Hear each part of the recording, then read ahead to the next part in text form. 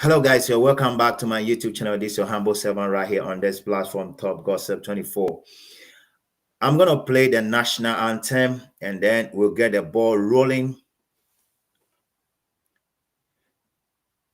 This is one of the best national anthems you can talk about in Ghana. This is another expose on its own.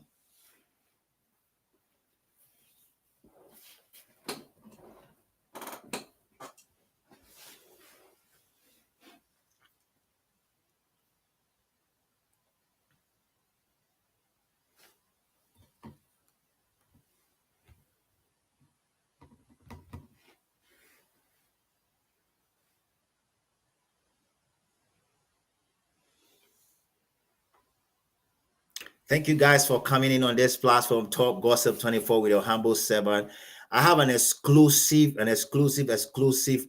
interview with somebody who have been in Nigeria before. He has a lot of information with respect to the man in question. I told you guys, I said, as Ghanaians, when we are quiet, we are cooking. And so today, I have someone who knew a bit and more about Chukwude Ihenetu and other things out there. And all the way he has been in Nigeria before, he has a lot of information out there.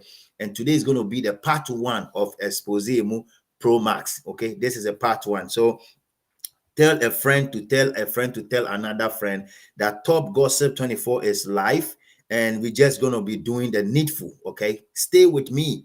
Senebeya, you hear everything. Just stay with me. It's very, very important you stay so you listen. Okay, you listen. It's going to be part one, part two, and if we have the time we will do a part of three. Okay, so my guest will join me, and he has already joined me. Okay, my guest will join me so soon. You can rejoin again. I pick you up. I don't know what happened, but my guest will join me. We're just going to be doing the needful. And so I know today is Sunday. Most of you are chilling, but this is very, very important. Okay, this is very, very, very, very, very important. So guys, remember to join us here. Okay, remember, join us. Call a friend to call a friend to call another friend, that we have another big expose. This expose, it will shock you. It will shock you. So remember to come on live and join us so we can do the needful on this topic. And if you think that this issue is going to die, or it has died off, if you are a Nigerian and you are thinking that, oh, this thing, yeah, it's finished, it's gone, Ghanaians, they will talk about this and leave it, oh, just like that. No, it's not. It's not. I'm telling you, this is Exposé mu promas a papa nibi. We are live, and I want you guys to share the live stream whilst I wait for my guy to join me. He's going to join me pretty very soon.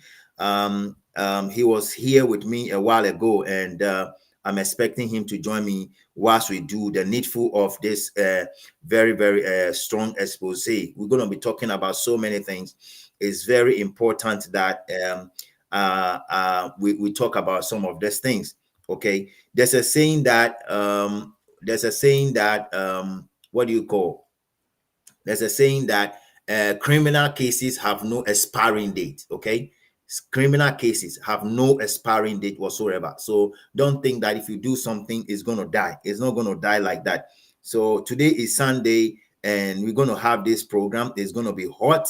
Another expose that you never saw coming. All right, I know how people are chilling, so sometimes you have to let them know that this is what is going on. So I think I'm going to have issue with this. So hopefully and definitely I'm going to get my guest on the phone line, and then we're going to do the needful with respect to what we want to do today. It's very important. So let me get him on the phone line, and he's going to talk about his life experience in Nigeria. He will be talking about what he has seen, what he have heard, and his kind of movement and all that. He's gonna brief us. Okay, so let me go quickly and get my guest online to come and talk about the exposés about Chukwude Ihenetu. Okay, Chukwude Ihenetu. I know somebody, some way, somehow will be listening. So please, if you are listening, let him know that there's something coming on his way, and he need to come and respond to some of these things, because these are the things that people are talking about. It's very important.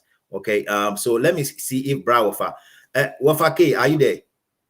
I'm there. I'm around. All right. So we'll go this way. If you give us too much issue, like I told you, I'm going to refer back to where we said we're going to go. So we're going to Okay. start.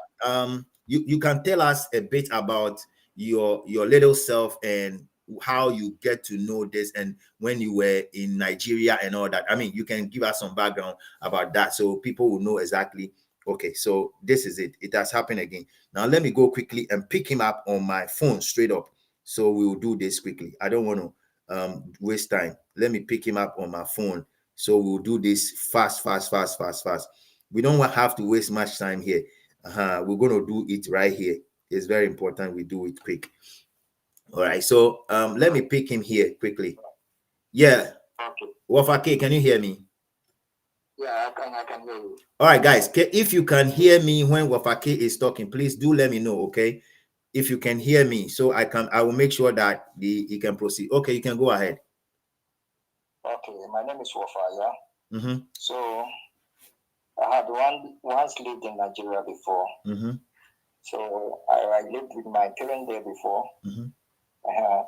Once under the Ghana High Commission before. Oh, okay. So my dad used to work with them before. We used to work for them before. All right. And even the former minister Aka, Aka. Yeah, Aka. Aka. Yes, I know him. You know him. Yes, I know Aka. His brother called Dr. Aka. Mm-hmm. Yes, they all lived in Nigeria before, and we lived. My father was a friend to him. Mm-hmm. Then there was another man called Mr. Charles Annan. Mm-hmm. Mr. Charles Annan. He also escaped to Nigeria during the time of Rawlings. Okay. When Rawlings was looking for people he was arresting people all around. So Annan too was a lecturer in Legon. He was a lecturer in Legon. Mm-hmm. So this I was once living with this Chasana in Lagos in Ikoyi on Glover Road, Ikoyi. So okay. the Dr. Carr comes there and they all sit together with my dad. They drink together, they chat, they laugh and everything. So I was with my dad there. I schooled there for a while too. So we were all living in Lagos. So I came about knowing about the Nigerian kind of atrocities in Nigeria when I started schooling in Nigeria. There was a whole lot of this armed robbery that time. That time was armed robbery. That time,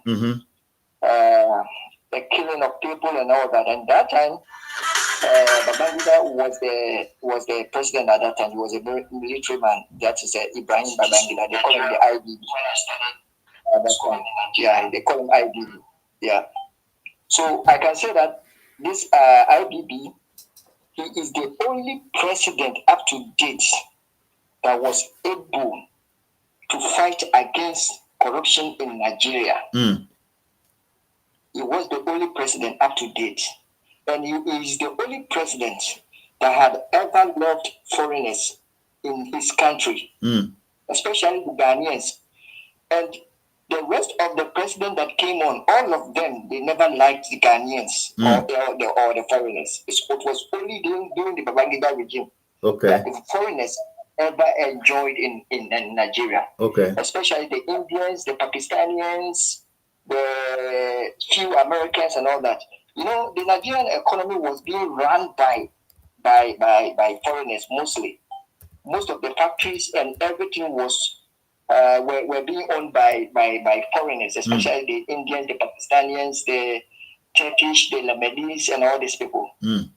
So then too, the country was booming with a little bit of industry. So people were being employed to work and all that.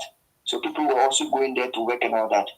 So in that manner, there were also a whole lot of robbery throughout the whole country, especially in Lagos, whereby they could go to these foreigners, people, they know their target, they will know who to target and get their money.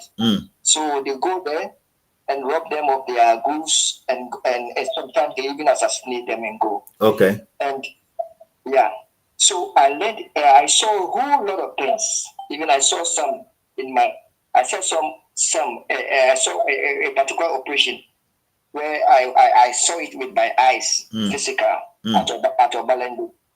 So in 1993, there was one Igbo man called Gideon Uka. Okay. Who started a coup, who decided to separate Nigeria into 3 zones. Okay. He told you he never wanted the Hausas or the Northerners to be part of Nigeria. He said he wanted to divide Nigeria into 3 or 2 so that the Northerners will go out of Nigeria. So they should go to the northern side, because that time in the northern side there was no resources at the northern side. Okay. The oil and everything was in the middle belt, coming to the south. And the south is the Yorubas and the Edos and the Igbos. You understand me? And the northern part are the these Hausas and the Fulanis and these other tribes. So during 1993, this guy wanted to separate Nigeria into 2. So there was chaos in the country all around. So they did a coup in 1993. They arrested Babangida at London Barracks in Lagos. Then they asked him to sign. Babangida already signed. So the only thing that helped Babangida to escape from that capture was just a telephone line. They forgot to cut the telephone lines. So one of the commanders had a phone call that there is a coup going on. So that was when they were able to ring another battalion. That was a police, a military camp. There was another military camp in Lagos. So they called them from Ikeja. That was a military camp in Ikeja. So they came down to Lagos, Lagos City, to counter this coup protest. Okay. So they assassinated most of them. They caught some of them. Then the leader, who is Gideon Uka, he dressed in a woman attire, and he was running away. So he even escaped down to Obalende. There's a place called Obalende in Lagos. So he went to Obalende. So he was walking around. He was just walking around there until somebody suspected him. Then they caught him over there at Obalende. That's where they caught this Gideon Uka. Okay. Yeah. So the coup the coup just flopped. Okay. So after this coup, they tried another. They wanted. There was another chaos after 1993. During that 1993, they told all the foreigners, because after this man had arrested Babangida, he told all the foreigners to leave the country. He told every foreigner to leave the country. So, be you an African or be you Indian or all that, he told all of us to leave the country. So, when you are a Ghanaian and you are living in any house, you see Nigerians who just come to your house, boggle you out, beat you up. If you don't escape, they will just assassinate you. Okay. Or if you have a little business doing, you come and boggle all your belongings and your business. Okay. So where I was staying, because I moved from Lagos to a certain locality again. Okay. So when I was staying, I went to stay with my mom over there, because then my mom and my dad, they were not living together. They were no more in good terms together. All right. So my mom got married to another Yoruba man, and that man was a chief inspector of police. Okay. Then he was a chief inspector of police. He has died. His name was Adioye, Inspector Adioye. Yeah, I just don't want to give his full name, because maybe his family might be listening or something like that. All right. His name is Adioye. he was somewhere around Pedro police station. Okay. Garriga. Yeah. So I was staying there. Then during that time, this man had to look for some vehicle, this police vehicle. Then there was another an Igbo man called Chris. This man also had money. He was a rich man there on that street. Okay. So that man also, when the incident happened, they came to our house to burgle us. They wanted to assassinate us. So this Igbo man had to, because we were very fine with that man. My mother and the man's wife, they were very in a good terms. So this man took us to his house and he hid us. Okay. Until this, my mother's husband came, then took us into a police vehicle. Then he took us away and escorted. He took us away until we reached a place whereby he had already arranged a vehicle for us to travel down to Ghana. All right. Beautiful. Yeah. So we left. Yeah. So after all this, you learned a lot about the people we're talking about, and you understand when Ghanaians are agitating, why we want them to leave, right? Good. Now, exactly. Good. Now, can you tell us a little bit about the guy? There's one particular man when I was in conversation with you, you mentioned the name of that guy. And that guy have been a thorn of a flesh in the life of both Ghanaians and Nigerians. And according to the conversation, this guy might be connected to somebody who we want to discuss about today, who is Chukwude Ihenetu.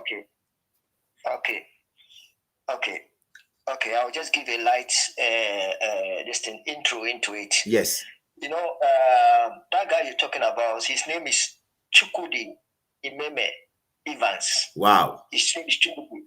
And he comes from Anambra State. Okay. He also comes from Anambra State. He's one of the most top 10 notorious kidnapper in Nigeria. Or one of the most notorious criminals in Nigeria. Kidnappers in Nigeria. He's one of the top 10. And he was one of the, now according to the Nigerian history, he's one of the richest notorious kidnapper. Wow. He was a billionaire. Wow. Because when he kidnapped you, he doesn't talk anything like his ransom is in millions of dollars. Millions of dollars, not in naira, or if it is in naira, it's in millions, not in thousands or hundreds, no, in millions. So this guy is a notorious guy that the Nigerian security force had been looking for him since 2013. They started looking for him around 2012 to 2014. Wow, good. It makes sense to me. We are going somewhere, guys. Share the live stream, guys. We are going somewhere. This is just the part one of the whole thing. Okay, so we're gonna take it slowly. So you take your time and soak it. Okay, let's go, bro. 2013. Yeah.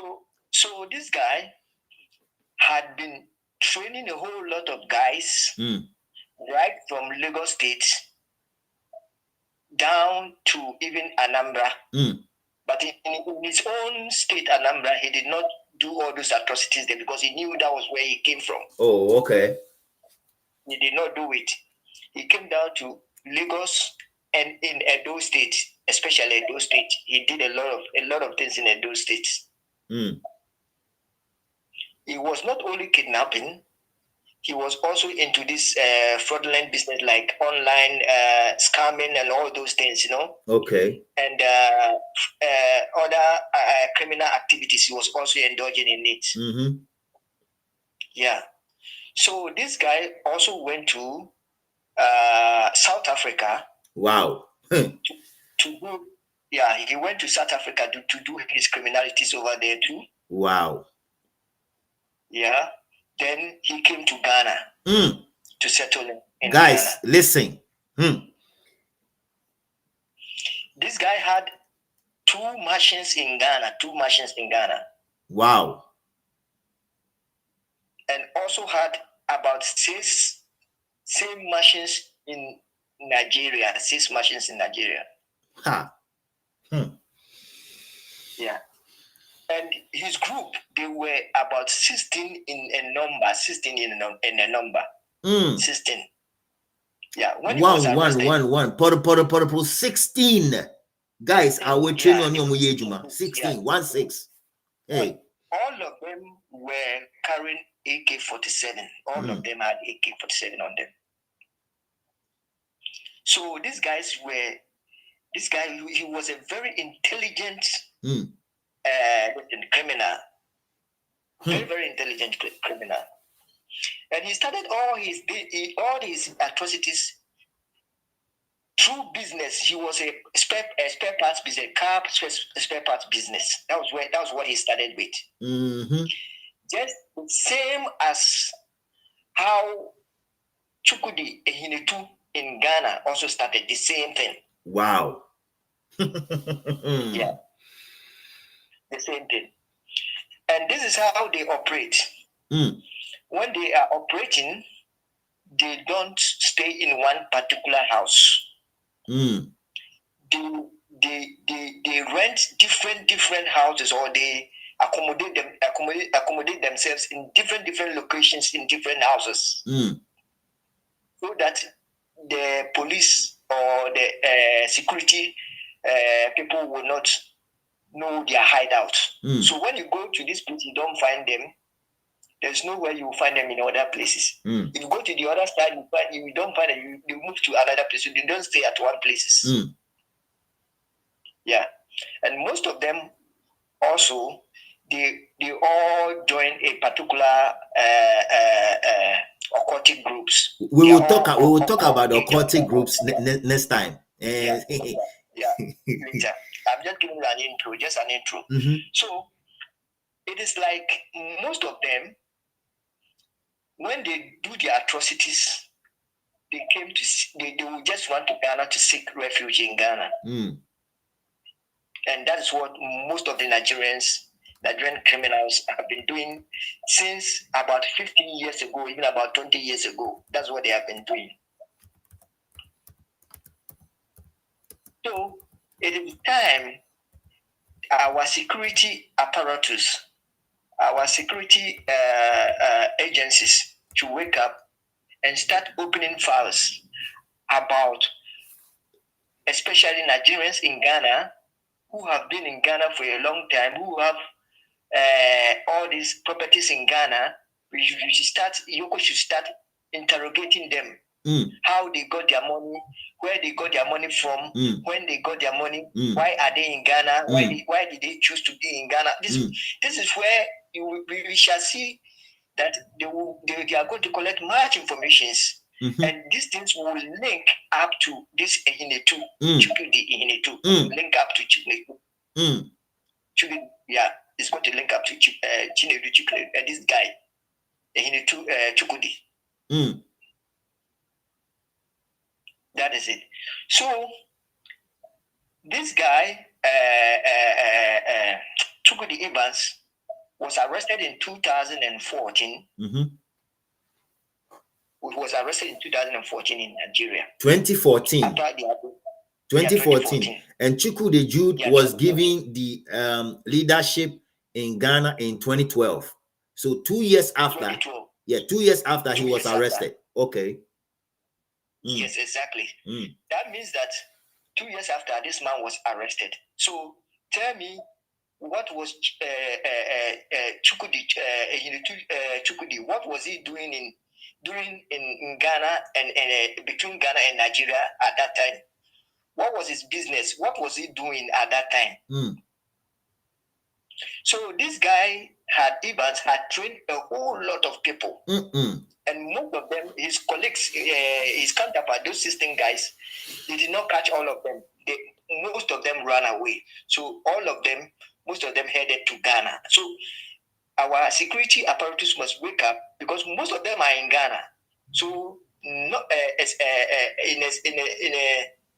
in a sense wise way, this guy, Ihenetu Chukwude in Ghana, could be one of the trainees of this Evans Chukwude.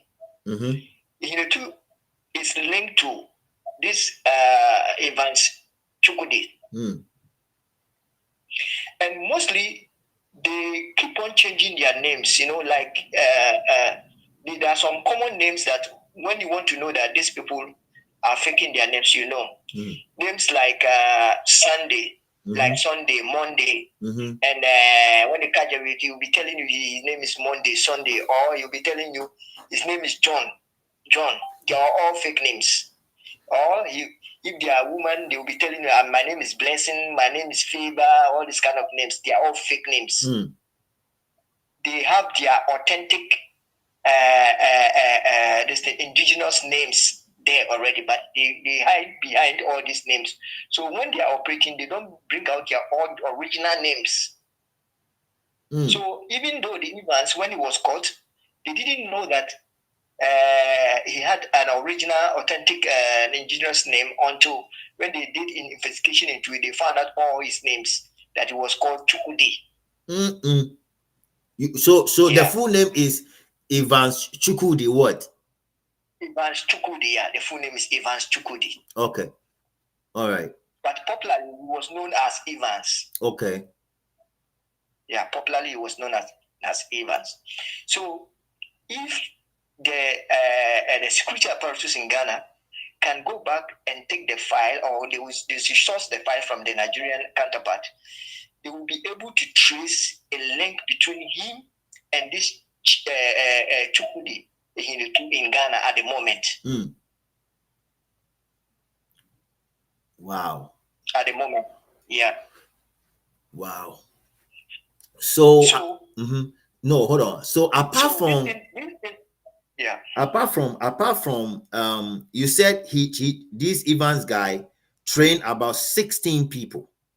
Can you 16 people. can you on top of your head, can you remember any name again? Because the last time when one guy was interviewed by Kwekwanan on his show, that guy mentioned a name also linked, because he said he has also been in Nigeria before, and that he has also stayed in the Anambra, whatever, Igbo state or something like that.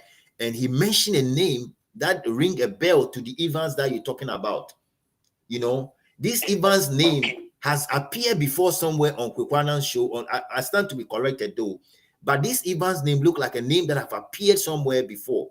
If you know any other name that you can mention, I think that will help the Ghana Police Service. The other name that was linked to Evans was Uche, but Evans could not give the authentic name behind that Uche, because if you say Uche, it can be Uchenna. The name Uche can be Uchenna. Yes. Or can be Uchendi or whatever. In the name defense, they have only abbreviated the name. Yes. If you say Uche, but the name had been abbreviated, so you don't know exactly what the name is. So you only give out the name as Uche. All right. And that Uche is on the run already. Up to now, they have not been able to arrest that Uche. So that's the only name. That's the only name he mentioned, Uche, and that's a problem on its own. But the rest of the group, he never gave all the names, because he knew that he was going to be somehow he was going to be nailed. So he wouldn't give out all the names, because all the monies he made, he knew that he had made a lot of money, because he had a lot of assets in Nigeria and outside Nigeria. So he knew that if he does mention any name, all his assets and everything will be frozen totally, because after he was caught, all his assets were being frozen in Nigeria, and a part of them could be in Ghana at this moment now. So I suspect that through all these atrocities, all the money he got and some of these assets are still in Ghana, and that is why I'm suspecting that this Ihenetu is enjoying from these atrocities that they did, that this guy did, and all the monies they got, they spent it in Ghana, especially in Ghana. So that is where this Ihenetu is sourcing his money. That's where he got his money from. Ihenetu had to be really, they have to sit him down and really investigate, interrogate him. How he got his money, when he got his money, where he got his money, and when he started getting his money, or the business he started doing. This is something that the police and BNI and whatever they call it, they have to go back and pick that file of that Evans guy, and they really have to do a good job on that. Honestly speaking, guys, because if they pick back the file of Evans, it is not only Ihenetu that they will arrest. Yeah. They are going to arrest a whole lot of set of people in Ghana, and most of them. They will arrest most of them in Ghana. Yes. Because I trust the Ghanaian agencies. They are very good at investigations. The Nigerians are somehow, like, most of the time they are corrupt. Some of them will just, because of money, they will just cover the file, or they will kind of they will kill the case. It's like getting somebody to go and kill the case. Yeah. Kill the case, or even if they don't kill it, they will just destroy the facts on behind the case. The facts. They will just destroy the facts, the evidences, and all that. They will just go and destroy it. So if the Ghanaian counterpart can go back and open this file and try to investigate, that will help the Ghana police and the Ghana security apparatus to be able to curb all these criminals in Ghana. This criminality is going on in Ghana. Because you don't see why these people keep coming to Ghana. Why is it that they keep coming to Ghana? Why? That is a question I was about to ask you. That why is it that when they make their money, regardless, I mean, we are not too close to be called like a neighbor. They have to cross Benin Republic, Togo before they come to Ghana. Why is it that anytime they get their money, they find Ghana as a safer place to come and enjoy their money? That was the question I was about to ask you. Yeah, because they know that the Nigerian security force or the police and all that, they are very brutal. They don't give they don't give a damn. Even they catch you, they can just assassinate you right over there. They don't care. So they know that in Nigeria too, if they catch them, they will not pamper them like in Ghana. They will take you to court, start giving you accommodation and all this, treating you all this. And then in Ghana too, they know that from Nigeria to Ghana, they will be more safer. You understand me? Because when they move out from Nigeria, before you get them in Ghana, it's going to be very, very difficult for you to get them. It will be very, very difficult for you to get them. Even in Nigeria, it's also very difficult because in Nigeria, even there was one notorious armed robber too that was being caught, but they have been looking for you for about over 10 years. Wow. They never got him, but he was still in the same country for 10 years. Perhaps he changed his name. He changed his name. He traveled somewhere to go and use some poclair on his body. Yes, poclair on his body. Yes, he disguises all the time. Like this man just did. When you look at his own pictures, when you compare his old pictures to this new one, you can see that there's a lot of poclair out there to change and transform me. No, this guy was a dark guy now. This Ihenetu is a dark guy already. They all bleach. All of them bleach. Almost all the Igbo guys, they bleach. Oh. All of them. That is how they do. They bleach. When you go to their rooms or their houses, all of them, they bleach. If you see the one that is fair, that's looking already fair, you see him bleaching. All of them, they bleach. Yeah. Wow. So Ihenetu had already bleached. He bleached his body, his skin already. Ihenetu is not that fair like this. He bleaches. So that is the fact on the ground. So that is the only way it will help Ghana to kind of eradicate this kind of crime that is going up in Ghana, So that is how the Ghanaian. Otherwise, if the Ghana authorities should just sit down there and just letting these people come through and all the time giving them problem, just let them come and give them, they will never solve this problem. This problem will not solve. because the fire is still burning somewhere. They have to kill, like the Hassan Al said. You have to cut the head. cut the head of the snake. You know, when you cut the head, the rest will be of waste. You know, you have to look for the head. You see, so all these things. Let me tell you one thing. In 2010, that was the time kidnapping started in Nigeria very seriously. And this guy Evans was the one who introduced that kidnapping very seriously in Nigeria. He was the one that first introduced that kidnapping, because that kidnapping, before that Evans, there was only one incident in Nigeria, and which happened in 1970s, 1971. In 1970s, and that guy, they caught him and they assassinated him. He did only one kidnapping. After that case, they never had anything like that until 2010. Wow. So that thing is in their DNA, you know. That is what they do to survive on their land.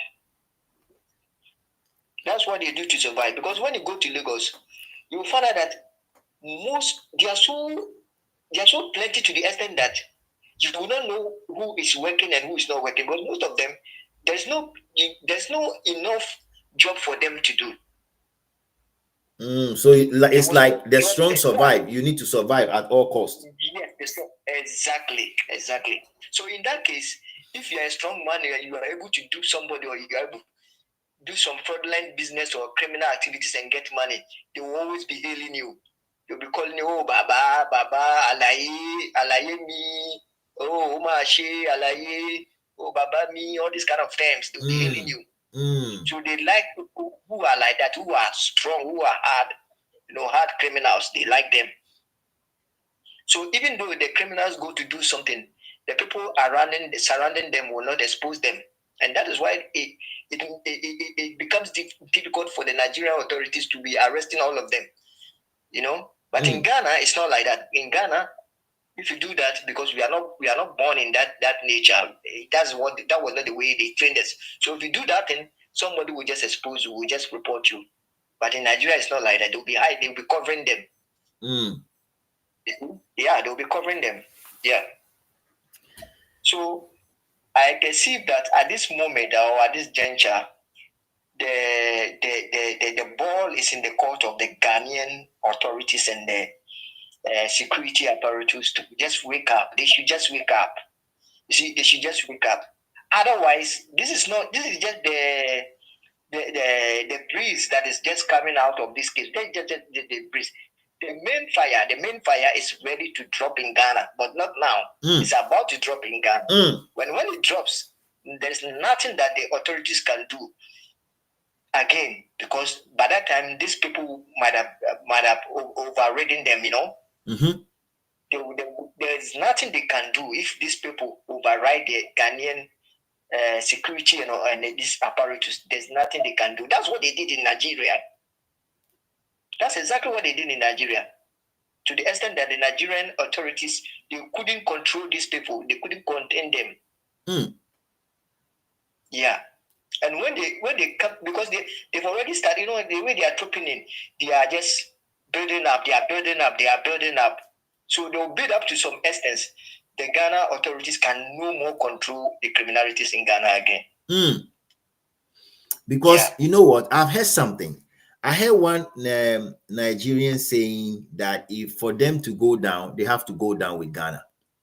And I now believe that they are doing everything in their power to make sure that they will do anything to dent the name of Ghana, regardless. They don't care whatever they want to do.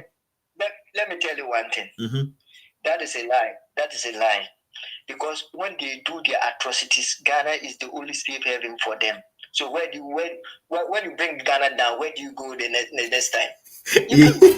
You run to hell. You can't stay in Togo. You can't stay in Benin or all that. You can't stay there. So they always brag. They brag too much because they cannot do that, because they are only jealous because we are also exposing them. We are not allowing them to do their atrocities. and hide in Ghana. We expose it. That is why they are saying that. You see, so they cannot bring Ghana down. You see, so the problem is only if the Ghanaian authorities will not just overlook. So there are some things I don't know. Sometimes it's like the Ghanaian authorities, like as if they are sleeping, as if something is going on, but as if they smell it, but they don't want to take action. That is a problem. That is the problem. That is a problem. Yeah. So Nigerians are like that. When you take actions quickly, it gives them that fear that you people know what they are doing, so they don't come doing it again. That's how they are. When they do something, you have to take actions quickly, like what Babangida was doing to them. Babangida the man silent almost all of them. He silent all of them. Yes. Now, could you believe, like what I'm saying now? Look at what happened just now when Trump bombed Nigeria now. You see what Babangida has come out to say? Have you read what Babangida just said? Not yet. Yes, he said they should not negotiate with any of the bandits. They should assassinate all of them. They should not go in for any negotiation. Yeah. And even he's even insisting that they should arrest this Gumi, their leader, one of their leaders, that they should arrest him and ask him and interrogate him, ask him a whole lot of questions. I see. Now, this Evans guy, you said he's been jailed or he's been already assassinated. Yeah, in Nigeria, he was hung. He was hanged, as a death penalty. They gave him a death penalty. That is another problem because you see, so like you were saying, the authorities in Ghana have to go in for that docket and go into it because definitely they will find the 16 people that he trained, and like allegedly you are saying Chukwude Jude might be one of his trainee or he might be one of his leg.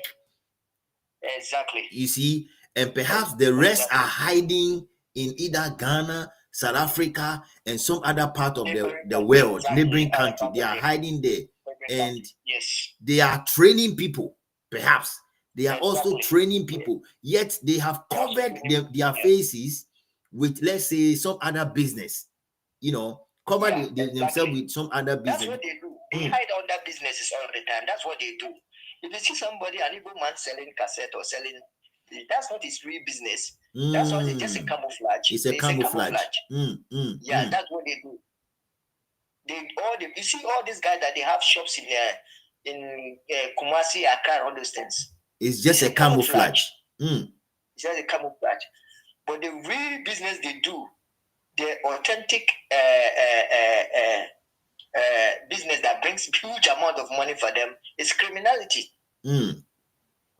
It's criminality that brings a whole lot of amount of money for them, and that's what they do. That's what they do. And before even though they do that, they just don't do it just with their naked eyes. Yeah, that's where the part 2 will come in. So I don't want us to go to that level, right? The part 2 of how the part 2 of how they do those things will come in later when we have time. So let me just use these few minutes to raise one or two awareness here, guys. Somebody said she's late. GH girl, you said you are late. Now I'm talking to WOFA, right? Let me just give all of you the lineup. I'm talking to WOFA K, okay? And WOFA K have been in Nigeria for a number of years. He knows exactly what goes on in Nigeria. He has some feelings respect to one guy by name Evans Chukwude, and he think that guy will be a trainee of Chukwude Ihenetu. That guy has already been hanged and jailed in Nigeria to death. And so he's saying that he want to plead with Yoko. He want to plead with the Special Prosecutor Office. He want to plead with any other institution in Ghana, okay? They should just go ahead and bring that docket and look into that docket, because before that guy would die, he's been training people, and he already trained 16 people Those 16 people he trained, most of them fled away when they arrested that Chukwude Evans guy, okay? And he believed strongly, according to him, that Chukwude Ihenetu might be one of those guys that guy trained, and he ran away to Ghana. He starts selling cassette. It's as if he's doing business. Now he's enjoying the proceeds of the things they did, and because that guy is not around again. You understand what I'm saying? He's not there. And that is what we are discussing. Now, WOFA K, you said something about that particular guy who was supposed to take the position of what Chukwude Jude is having now. I want us to go into that section where he was supposed to take the position and he couldn't get the position, and Chukwude Jude got the position, and the year and what played out and all that. Okay, you can see that the Nigerian community, they have started fighting Jude because of this entitlement. You see it? Okay, let me ask you one question. You see, why would Chukwude Jude will come so quickly and want to take this entitlement forcefully from this Nigerian community just like that? He cannot, if he doesn't have the powers or he doesn't have the authority that's coming from somewhere, you cannot just come and do it just like that. So this is where I am suspecting this thing.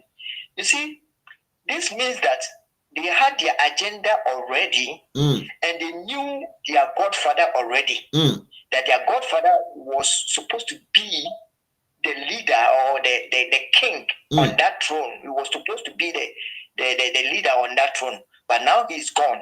So all of them started fighting for that particular position, vacancy. Yeah, that vacancy. So this community, this Nigerian community that they set up in Ghana, that's a Nigerian community, is full of criminals and cartels. You see, if they should sit down and try to kind of spy them or investigate them very well, they will find out that this their Nigerian community is not just a Nigerian community, just like that. There's a whole lot of things in it. So this is how they do. So they are like, they work together as family or a team, as clans, as a team. So when they have an agenda, they will always put the agenda on the table before them. They plan towards it. So when they plan towards it, and if anything happens, you see that they will start fighting among themselves.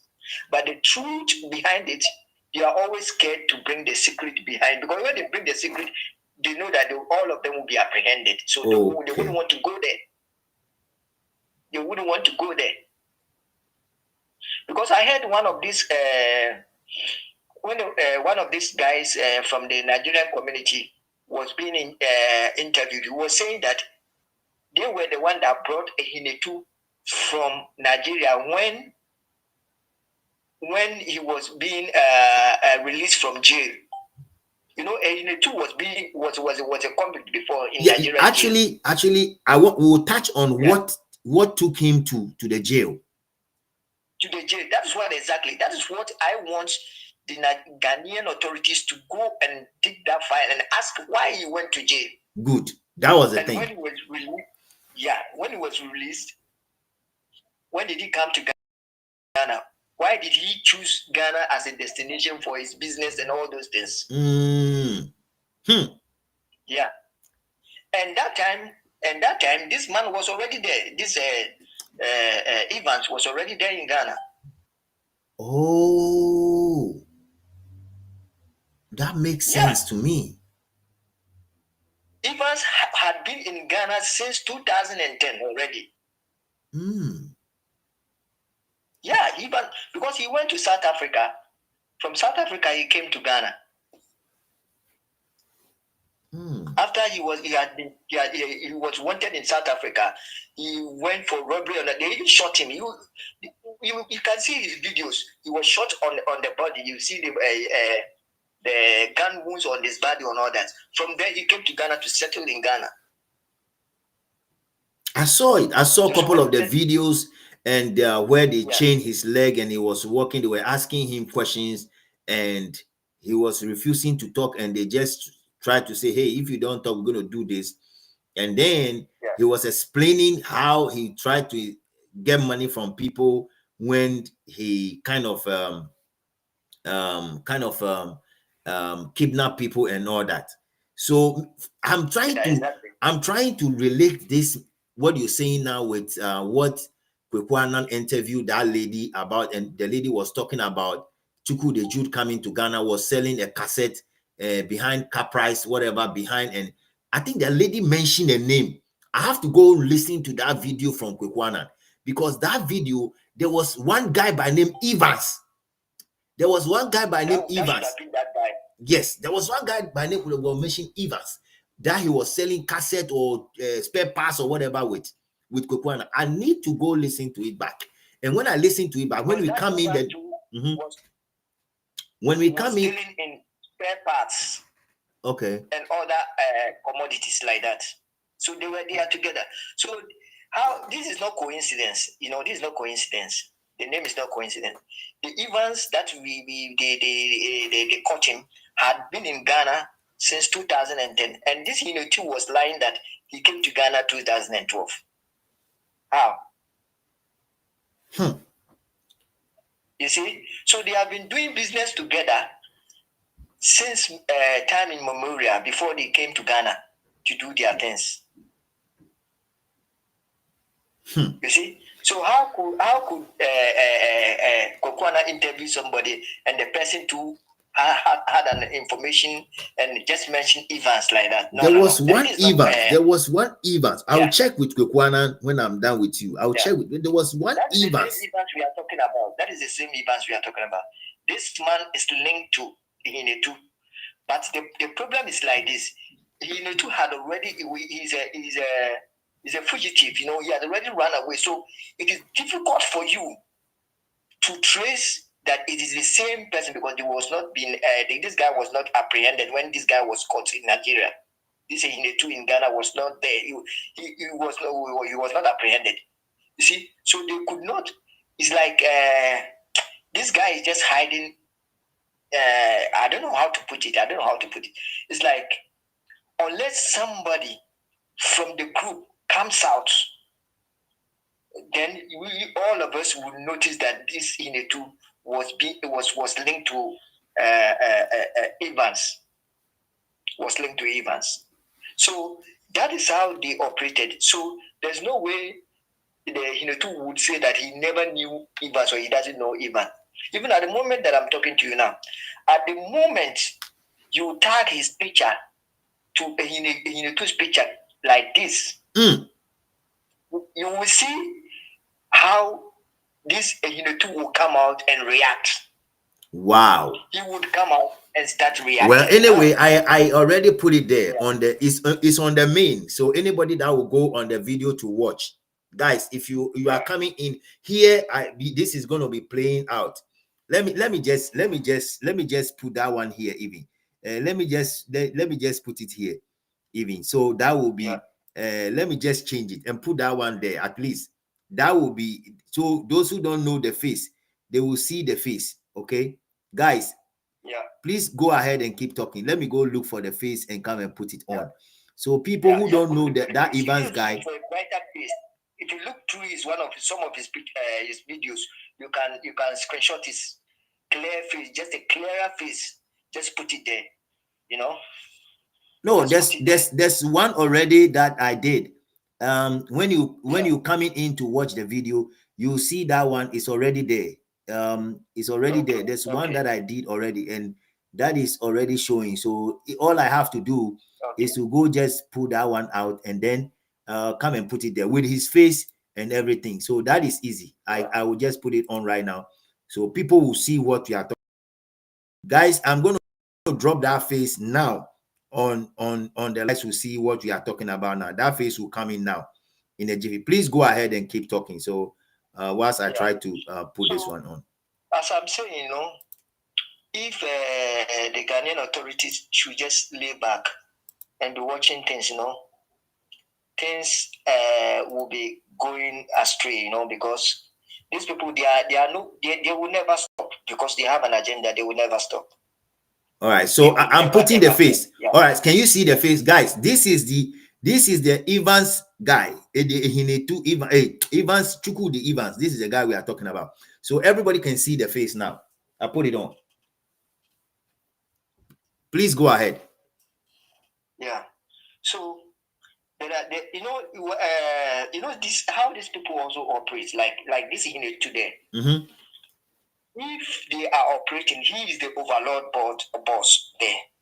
So he will contract somebody within his line. Then that person too will contract another person. Then it goes on like that until this contract gets their victims. After these victims are being victimized, the proceeds, when it is coming, the first person that collects the proceeds will give it to the person that contracted him. It's like a chain of middlemen. So the last man does not know in person. Oh. He only knows the person that contracted him. Then the person that also contracted the person that contracted the last person will also send the proceeds to that person, and it will be coming back until it gets to Ihenetu himself. So Ihenetu, in this case, the distance between Ihenetu and the last contractor, the last contractor will never know, and the people, the contractors in the middle will never know Ihenetu unless the one that is nearer to Ihenetu that gives the contract to the rest will be the only one that will know Ihenetu. So you will never have any link with Ihenetu. So it will be very, very difficult, even though they arrest you, it will be very, very difficult for you to say that Ihenetu is your main boss or something like that. You only refer to the person that contracted you, and maybe that person too will be gone, and Ihenetu can deny that he doesn't know the person, and that is the trick. That is the trick they use. That is the format they use. Wow. That's the format they've been using in Nigeria. That's how they use it. The main boss will never give a straight contract to somebody. No, they do it in chains. I will give it to you. You two will give it to another person. Another person too will give it to the next person until it reaches the victim or the destination. And that's how they do it. Hey, that is how they do it. I see. This is very hot. This is very, very, very hot, guys. It's very important. I told you guys to say, you see, when you are dealing with Ghanaians and you think that the matter have died, most people think that this Chukwude issue, because Dr. Asanyare Gakwe stop talking about it, so the issue is dead. I'm sorry to tell you guys, hello. I'm sorry. There are so many people out there who knows bunch of information about Chukwude, and people are ready to come out to talk about it. I'm telling you that if the Ghana Police Service, if the Yoko guys, if the fraud guys in Ghana, the institutions that we have, will go back to the genesis, like you are saying, the 16 people that he trained, perhaps there are about 4 or 5 of them living in Ghana. If we can start tracking them properly, because see, the last time I checked the Chukwude's business, he said he have somebody was just the early stages of all this issue, right? Somebody was just bragging on social media. Do you know how many companies this guy has? Do you know how many people he has employed? So I was like, let me go and check the companies. My brother, after I check it, they are all online business, and some what do you call this toiletries shop. What do you call this? The thing that the babies wear, pampers shop. Pampers and all this. That is what I'm saying. They hide behind a certain commodity or business. They are all those business they do is only camouflage.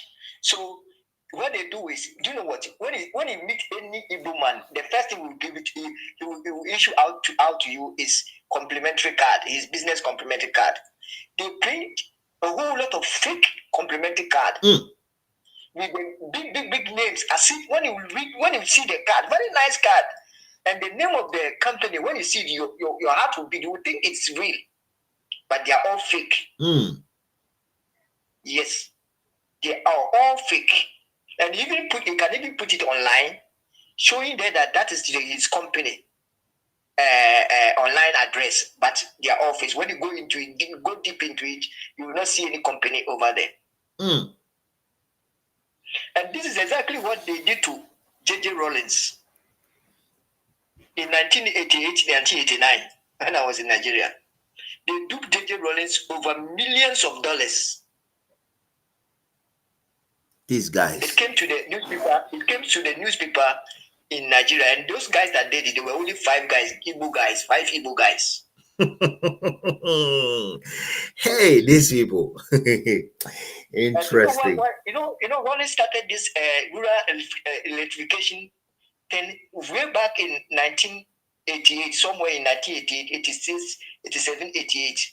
So he was looking for companies to help them with materials to come and start that thing in the rural areas. So he came to Nigeria and they found a company. So these guys, he gave the contract to these guys, these 4, 5 Nigerian guys. So when Rollins sent delegations to Nigeria to go and check the companies over there, when they went there, they were all empty structures. Nothing was happening there. Yes. So Rollins had to inform Babangida to look into that case, to look for those guys. Up to this, those guys had run away. They have never found them. Wow. Yeah, even our own president, they have even duped our own president before. I saw the newspaper in Nigeria at that time. Wow. These guys, they have the heart to rob people. They have the heart to rob a whole president. Yeah, it was on the newspaper in Nigeria. Don't joke. Yeah. Don't joke, guys. Don't joke. I'm telling you. Look. Why is it that he's getting close to Mahama? He's trying to get close to Mahama. Do you think he doesn't know what he's doing? Hold on. So do you have any word of advice for John Dramani Mahama? Perhaps he doesn't know that this is some of the things. Maybe somebody is listening. Of course, I have an advice for Dramani. I know Dramani Mahama stayed in Nigeria before, but not so long. He never schooled in Nigeria. He just stayed there because of during the chaos in Ghana. So they went there to live there for some time. Then, as he was saying that he lived there with his stepmother or whatever. So, but when he lived there, he was living somewhere in the northern part, which is in Kwara State. And that place was not so active like in Lagos State. So he never knew a whole lot of atrocities that were going on in Nigeria at that time. Because all Lagos State was the hot cake, where the atrocities were going on mostly. And in Middle Belt, somewhere like Benin, Cross River, and Port Harcourt, and maybe Edo, and all these places. Those places were also where the criminals were. So Muhammad doesn't really have much information about their criminalities in Nigeria then. So that is why I think he thinks he has never seen anything bad about these people. That's why he's allowing them to just do whatever they want to do. But if he knew, or if he wants to get much information about this criminality, he should go and meet Babangida. Babangida is still alive. He should go and sit down with Babangida. Babangida should advise him. He will know how to deal with these people. And Babangida was dealing with them already. So I think that is why I don't blame him. That is why he's also doing like that. The way this guy is getting close to Mahama, he has an agenda. Oh yeah. We all know. We all know he's going to use him to do his own business out there, basically. Exactly. And if Mahama is not that fast and smart to know what this guy is playing into, then it's up to him, because at the end of the day, he's going to use him regardless. You can see the way he just tried to keep himself around all the big people in Ghana, trying to take picture. Regardless, he wants to take picture. He just want to take picture. That is what they do in Nigeria. In Nigeria, the big men are hiding behind these criminals. And when they go and do these criminalities, the proceeds go to their lord, their big men, their ministers and the rich men, these big men.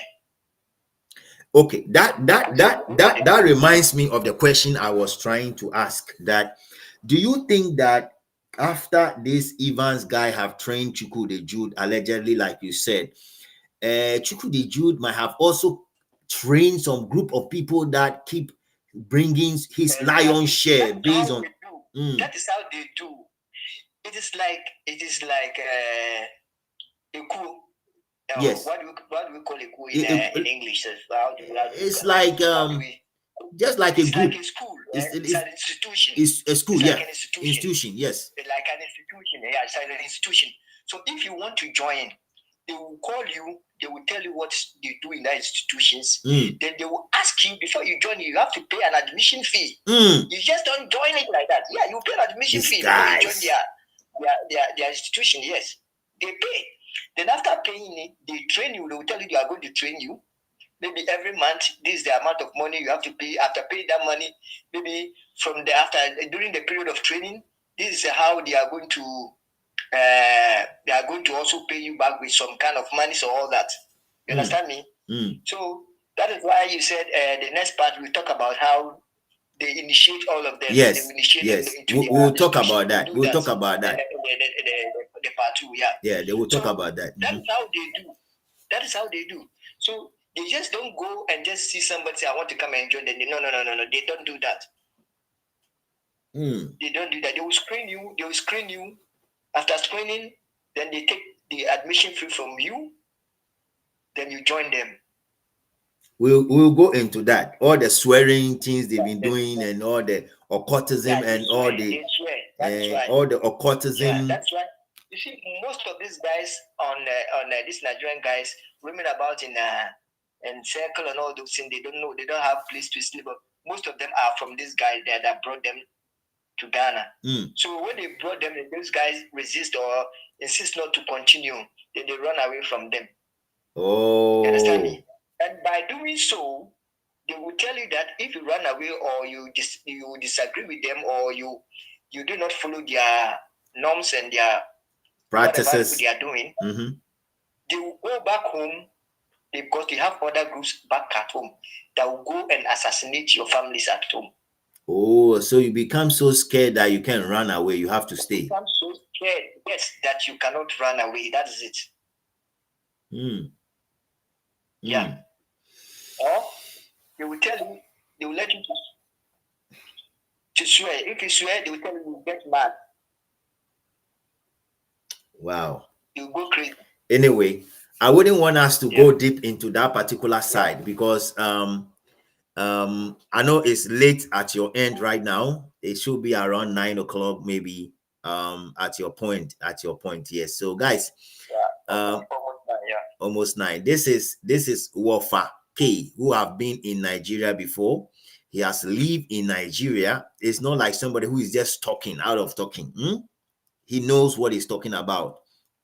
He knows how these Igbo guys do their thing. He understands what is going on out there.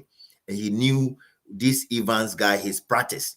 And he said, Evans trained about 16 people. When Evans was arrested, some of them ran away to the neighboring country. From South Africa to Ghana, most of them are still there with a change of name. And they are using it to make their own money. And he has also said that when you see an Igbo man saying he's doing business, na lie. It's like that business is just a front. It's it's an upfront, something they use it to cover what they are doing. And then the main thing will be hiding behind, and they will use that to make money. And I've seen that from the research I make from this guy who called himself Igbo King and is in Ghana. To be honest with you, I've searched into it. If you are doing a business, like if you see those people doing business in Ghana, like Kwame Despite, like Kennedy or Ejipon, like other people that they are doing business in Ghana, Niyama Kwe and other people, we know they have a place that they call a shop or they have a place they call office. So where is the office of this guy? If you said you have a company, if you say you have 16, 14, 13, 9 companies, where are the companies? Online companies cannot be called as a company when you don't have offices and you don't have a public relation offices, you don't have a manager, you don't have HR personnel, you don't have anything there. All you have is a shop, and then you call it company and you are running it. Then you just want to go ahead and get yourself attached with all sort of people in taking pictures with government and government officials and going to kings and chiefs and trying to take picture and stuff like that, just to make sure that you win the heart of people. And I told you guys, I said, if you think, say, Kwekwanan and Dr. Asarega has relaxed a little bit on this issue, so this issue is dead and gone, you are lying. If you are dealing with a Ghanaian, when we are quiet, we are cooking. Listen, I say when we are quiet, we are doing what? We are cooking. There's something on the fire, we are cooking. And 2026 is going to be one of the years that we will push until we get to the bottom of how you manage to enter into Ghana, what you are doing, the people you are connected to, the people you speak to, your connections. We have to push until the security agencies will come to the point where they will do what we are asking them to do. Because you cannot stay in Ghana and be doing what you are doing and you think that, you just be dancing like that. The last time I saw him dancing in his house, like, when you have a chicken that you're trying to catch one of his babies and the chicken will run in front of you. He was dancing like that. He was dancing like that, like a chicken. And I'm like, look at what this man is doing. Me, I've said it. As far as you are in Accra and you want to disrespect our chief and kings, some of us will continue to disrespect you until you stop wearing this thing you put on your head and call yourself a king in Accra. We will never stop disrespecting you. You really have to take this thing off your head and stop calling yourself like Nita, which we have warned you not to call yourself again and not to be doing what you are doing in Accra. You have to, irrespective of who you are seeing or who is in bed with you. 2026 is going to be brutal. It's going to be something else that will be very, very tough for you to handle. Because look, if you think that you are the grand, I won't mention that. We'll talk about that later. But that is something that is coming on the part 2, guys. The part 2 is going to be hot to the extent that we will dig the spiritual aspect. We will dig the spiritual aspect of what is going on. We will dig it in the next phase of this very conversation. So if you don't know the background of WOFA K, he's somebody who have lived in Nigeria before. He knows what he's talking about. It's very, very important. And somebody said that it is a chain of criminals. Yes, of course. 16 people were trained. And all the 16 people, after this Evans guy was arrested, most of them ran away. Some of them are living in Ghana. And they are still doing what they have to do to make their money. And that is why one Nigerian guy came boldly and said that Ghanaians cannot sack them out of Ghana. And that is why very dark man, listen, these are some of the things. When you compare apple to mango and you contrast, you see what I'm talking. That is why very dark man came to Ghana and was like, whatever is happening in Nigeria, they bring it to Ghana. Very dark man. He said that. It means that whatever criminalities is going on in Nigeria, they bring the proceeds of that money to Ghana to come and spend. And so the Ghanaian authorities are happy about it. Are you happy that somebody is stealing someone from somewhere's country, come to your country and come and buy a house and live in? Why should we do that?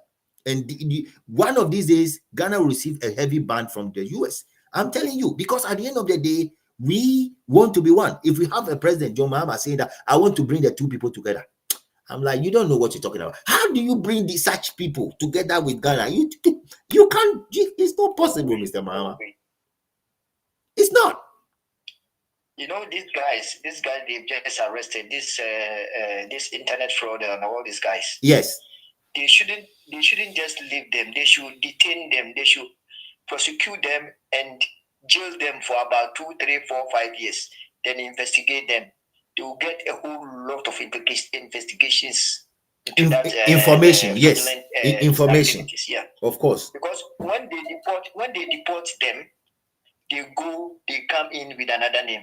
Oh, yes. Even though if they want to deport them, you have to take their pictures, their biometric pictures. You have to take, they have to scan their islands, take their fingerprints and everything, document them, put them down there. Because when they come in, they still return. You'll be able to find out that they are the same person who are returning back.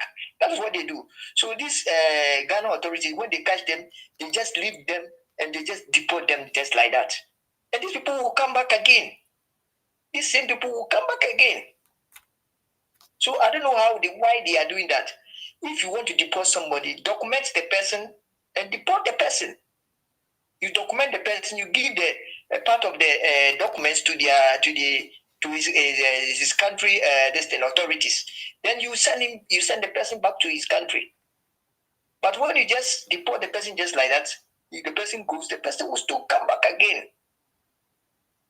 And when the second time he's coming, because he knows where he fought it, so he will be able to, he will prepare himself and come back and do the worst.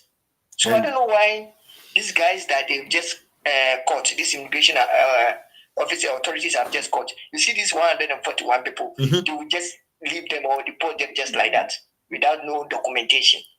That's a problem. That's what their problem. It's a big problem. You have to document them. It's a big problem regardless. Next part, I will also disclose or expose how they enter into Ghana. Okay. All the various means of entrance into Ghana. How they pass through the pit border and all those things. I will inform you all of them. Okay. I will disclose it later in the next part. Because these people, this is the time that we have to really cut out all their means of atrocities. You know, the way they do their things. This is the time you have to expose them and bring them back, and bring them to book. Otherwise, Ghana is doomed. Otherwise, Ghana is doomed. All right. I wouldn't want to waste much of your time, bro. Thank you so much, WOFA K, all the way out there for joining me on this exclusive Exposé Part 1. Obineka Exposé Pro Max Part 1. The Part 2 will come in and we'll talk about who is behind and who is doing what, the spiritual aspect of who is in Ghana and who is taking charge of things in Ghana. Then we will ask our pastors question. If they know that there's somebody in Ghana who is an occult grandmaster, and what are they doing about it? I'm telling you that if you think that this issue is dead and gone, you are lying. We are digging. And count on me. Fila. I'll do my best. And make sure that we keep this message going until we find the end of this. I'm telling you, because if 16 people were trained and we can't find them, it means that they are still in Ghana. Some of them are doing their own thing. Yet they have trained guys, and the guys are doing the 419 romance scam and bringing them their lion's share every month. And they are living big in Ghana because of romance scam.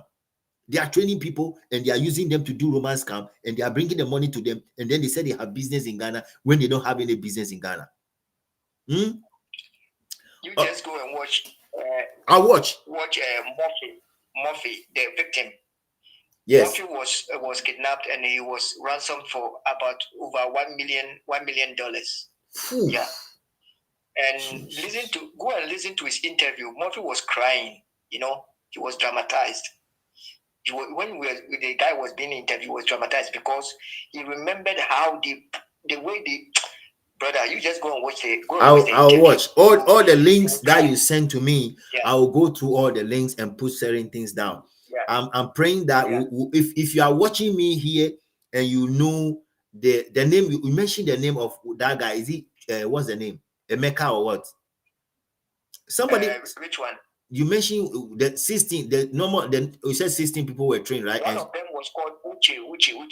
Okay, Uche. Good. Perhaps somebody. Guys, if you are here and you know anything about those 16 people that were trained by this particular guy, Evans Chukwude, reach out to me inbox. Let's get connected. We have to dig. The thing is, if the Ghana Police Service are not able to dig, we will get people who knows about this and they'll come and testify and dig about it. Until we keep pushing, somebody from the Ghana Police Service will go and look for them. So Uche, if you are in Ghana, we are drumming to your house. Listen to me. We are drumming to your house, because at the end of the day, you are living in Ghana. Perhaps you change your name to Uchenna, Anna Ikenna, Anna Sunday Olosho, something. You have changed your name and you are doing your own thing in Ghana, importing people into Ghana to come and do scam, and then you are getting your lion's share. That's how some of them are living. Lion's share. Bring them, come and train them, and then when they do it, they get their lion's share, and then they will be sitting there as if they are working in the embassy of the United States of America in Ghana. Yet they are just sitting home every day and waiting for people to come and do this thing. Now, somebody just sent me a message. He said the Igbo king will just pass behind and call, and then they will say order from above and they will release them. You see, this order from above thing, me, when I hear something do me, I'm telling you guys, When something happens, it as soon as it, I get mad when I hear order from above. The problem is that we don't have to release these people. I said it yesterday. Unfortunately, when I finished that live streaming, something happened and then I mistakenly delayed the live streaming, so you might not see. But I said something yesterday that, guys, we have to make sure we build a big prison in Sawam, right? Big one. And then, yeah, big one. Let's open it. Big one. And then when we arrest these people, we use them for farming. Grow maize, grow pepper, grow cassava. Let's grow, and then so they will learn sense. Before they will come out 20 years, 30 years from that place, we have a lot of maize, we have a lot of cassava, we have a lot of shito in the market to sell. Let's use them where we're in the cells. When they come out after 20 years from the cells, they will learn. I'm begging the president of the day, John Dramani Mahama, in as much as you said you have sympathy, apathy for them, if you release these people, they are coming back again, like WOFA said. They are coming. They should go and seek for counsel. They should go and seek for. They should go to Babangida to give them ideas how to cope these criminalities. This man was. Babangida is so powerful. If this man supposed to come back, I tell you, you see a whole lot of them running down to Ghana to seek for refuge. I'm telling you, because they were afraid of Babangida's regime that time. So if our leaders could learn something, they should go to Babangida, ask him. He's going to give you details upon details, give you information upon informations. So, Charlie. Yeah, we will talk. We will talk. We will talk. We've been here for almost 1 hour, 21 minutes. And I'm just going to make sure that at exactly 1 hour, 30 minutes, I will wrap up everything, because the notification I have here is I can do only 1 hour, 30 minutes. That's fine by me. I don't want to do more than 1 hour, 30 minutes, because I will waste you to your time. And we want to do the part 2 as far as it's concerned. So please, like the way my sister is saying, he says share or share. Please share the live stream. That's the only thing I am asking for. Share it on your Facebook, your IG, your WhatsApp group. All of us have a lot of WhatsApp groups. Share it and let everybody know what is going on. Share. It's very, very important. Obi say this Evans was living in Trasaco. Yeah. He said his wife. Exactly. And this same Trasaco was the place this man, Ihenetu, harbored with these guys. You know, there was a time they did some operation in Trasaco and they caught some guys there. Oh, yes, I remember. Yes. I could believe that was the same building that belonged to this Evans, that Evans bought. One of those buildings. He had 2 buildings in Ghana, 2 mansions. So, brother, don't worry. This thing is being exposing itself one after the other. Don't worry. Yes. So, what's the name of this? Basa. Hold on. I want you to I want you to contact me. Okay. I need you on our second program. I need you side by side with WOFA. Okay. If you can, I need you side by side. If you know a lot of information about that same Evans guy that was living in Trasaco, because you see, the stories are adding up. The stories are adding up. They are adding up. So, like I said, if you know much about this, don't hesitate in contacting me. Contact me on my YouTube channel. Comment below and let me know. I have said it. If you see something, say something. I will contact you. We'll have a conversation. We'll plan the day. It will work for you and work for WOFA. And we'll bring it here. I'm telling you that this issue will never die. Because the last time I spoke with somebody who is working in the national security, the promise he told me was this. He said, top gossip. Not that we are not hearing. We are hearing you guys. All right. This guy is on our radar. We are watching him. He's on our radar. I'm in Europe right now. That's perfect. Fantastic. WOFA is also in Europe. As I talk to him now, WOFA is somewhere in Europe. Okay, so that is fantastic. If you can just message me right now, and then I can or I can give you my WhatsApp number and you can WhatsApp me. You understand what I'm saying? And then we will take it up from there. So you don't have to worry at all. All we have to do is to make sure that anybody who have lived in Nigeria before, and you know the story of Evans and training people and all the way and linking up to Mr. Chukwude Jude, who said he's in Ghana now, throwing himself about with fake gold. Why you fake gold and not so? If I see that fake gold crash, something happens, then I get pissed. Fake gold and not so, and why and he's doing all sort of things out there and things, and we will smoke his ass. We will definitely smoke his ass. No problem. We will do that at the end of the day. Okay? If Americans say that this nigger, we're going to smoke his ass. Trust me, we're going to do that. Because at the end of the day, whatever he's doing it for his own self and to benefit himself. And I'm sorry to say that the wife, perhaps she doesn't know all these things. You don't know. Tell me. When Evans was caught, could you believe that the wife never knew Evans was a criminal? Was a criminal or maybe an armed robber or maybe a kidnapper? The wife never knew, never. The wife and the children, they never knew. These guys. And this is the same thing this guy that's in Ghana is doing to the wife there. The wife does not know exactly what this guy is doing. And that's what they do all the time. They always hide it from their wives and their children. That is it. Wow. Yeah. That's beautiful. Anyway, guys, keep on sharing. I have 101 people watching us right now. Thank you guys for watching. Share the live streaming. Let this one go very, very far. Okay? It should go far. This issue about Chukwude Jude is not dead yet, though. It's not dead yet. I'm telling you guys, it's not dead yet. If he thinks that is dead and that they are not talking about it on social media again, that is a lie. There are so many people that know a lot about him, and there are so many people who are waiting patiently.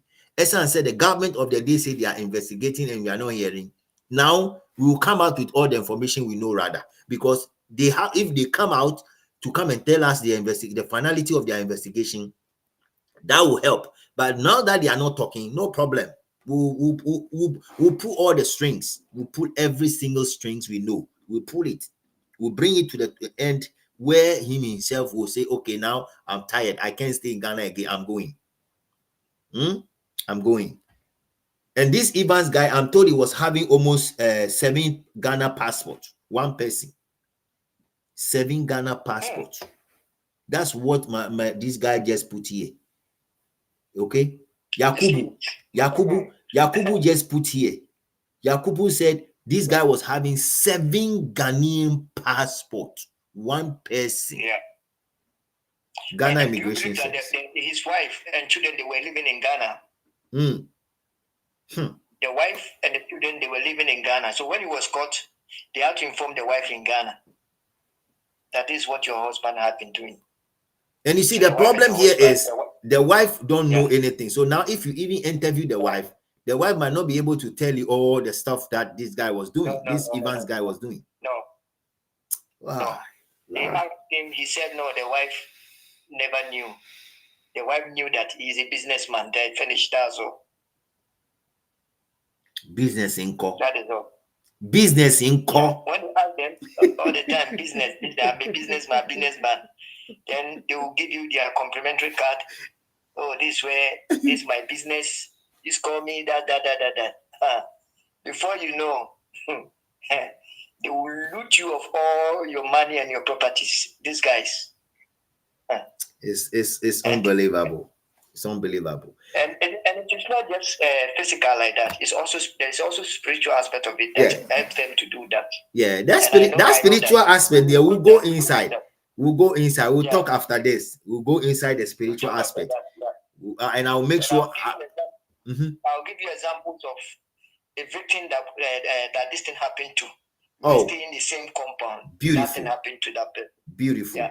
Beautiful. So we're gonna talk, we're gonna arrange it, and then we know when that is gonna be. So guys, Remember to stay with us, okay? Stay with us on this platform.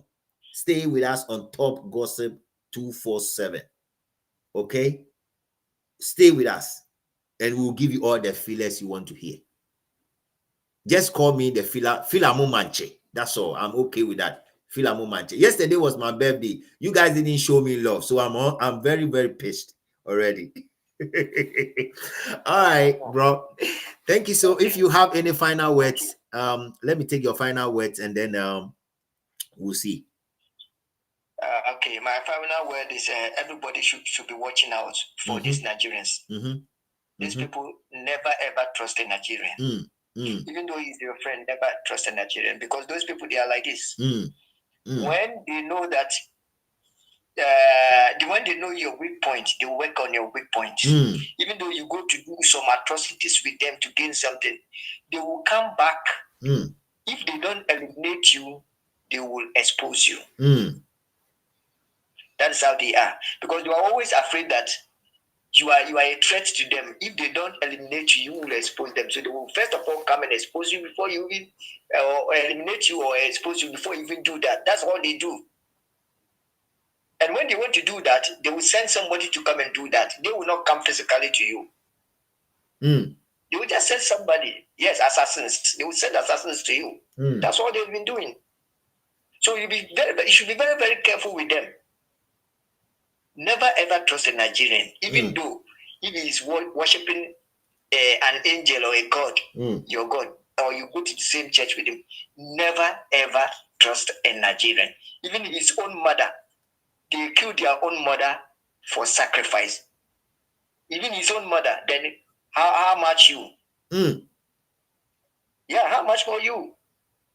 So never ever trust a Nigerian so that you live longer. Otherwise, it will be another story the next day. I hear you. All right. Thank you so much, bro. Thank you so much. I really appreciate the time you spend with me. Even though they tried to hack us from behind, we did it. We did it. We did it. Thank you so much. God bless you. Thank you too. All right. Bye for now. Bye-bye. All right, guys, thank you so much for joining this live stream. This is your humble servant right here on this platform, Top Gossip 247. And we've been streaming. I just end the conversation here with WOFA, okay? WOFA is in somewhere in Europe. He knows a lot about what is going on, and he knows much about this thing. And we are digging. I told you guys, we are digging. Me, when I said I want to dig, I will dig. I will not stop digging. You understand what I'm saying? I'm going to dig until I find how Chukwude Jude enter into Ghana and how he's related to Evans, and if Evans trained him, and where are the 16 people that were trained by Evans, and are they living in Ghana, and what are they doing?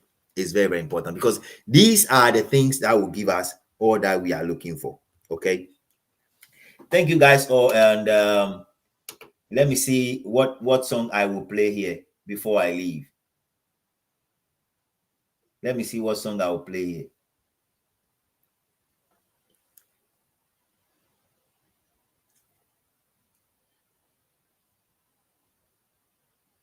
Trust me, this is the only country that we have. The name is Ghana. It is time for us to stand tall, irrespective of who our president wants to deal with. This is Ghana, and I'm speaking on behalf of my Ghana.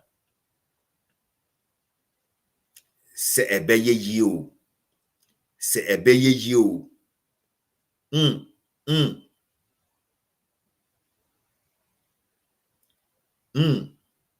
Se you.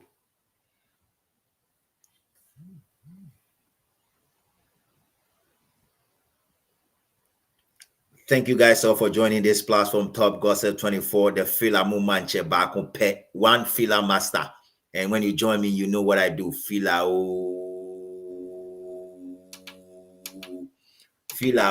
what? Fila. Okay, Fila Fila. All right.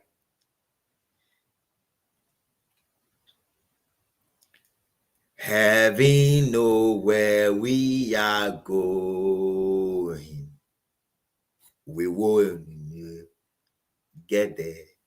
Trust me, we're going to get there. It doesn't matter. We're going to get there. We're still fighting this fight and we're going to get there. We are going. Only heaven knows where we are going. But all that we know is that we're going to get there.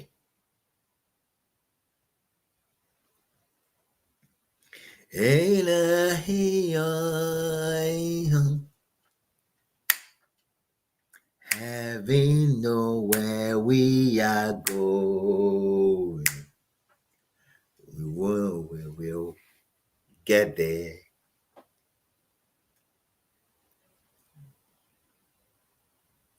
If you believe in that, just say a word of prayer for Mother Ghana regardless. Let me use this opportunity to say that all the pastors in Ghana, you guys have a duty to perform. If you guys don't know, there's some occultic grandmaster living in Ghana doing his own thing. And we're going to expose them one after the other on this platform, Top Gossip 24. We're doing our best to make sure we put Ghana on the map. If you believe in that, remember to subscribe to this YouTube channel. Remember to comment below and share your comment. A bunch of videos are flying already on this platform, and I'm counting on you guys to go out there to go support this YouTube channel. Thank you guys one more time for showing up here. Today was the best day ever. We have 121 people appearing on this platform to watch this video, and now we have 99 people. Thank you guys all. One of my friends will say that I ain't gonna do this, I ain't gonna do that. That we're doing it right here on this platform, Top Gossip 24, with your humble servant right here on this page. Thank you so much. And we're gonna hit back next week. I'm gonna put things together with my brother out there, WOFA K, and we'll hit the screen again and we'll bring to you guys something exclusive on this platform once again. Thank you guys all. Shalom, peace. May God bless your Sunday and have a blessed night as well. Okay, has a blessed night. Thank you guys all one more time. Dasene.